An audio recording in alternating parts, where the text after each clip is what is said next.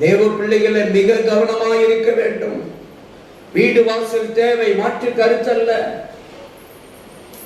சொத்து சுகம் தேவை, மாற்று கருத்தல்ல. பணம் தேவை, மாற்று கருத்தல்ல. அதுவே சத்தியம் என்று நினைத்து விடக்கூடாது.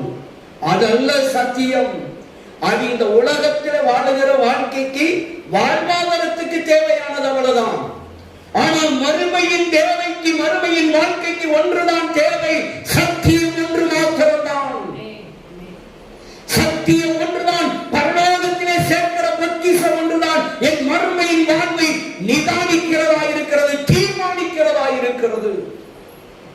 என் பொக்கிஷம் பரலோகத்திலே சேர்க்கப்படுமானால் பரலோகம் எனக்கு தீர்மானிக்கப்படுகிறது. அல்லேலூயா. சோ மிக கவனமாக இருக்க வேண்டும் தேவ பிள்ளைகளே, எச்சரிக்கையாக இருங்க.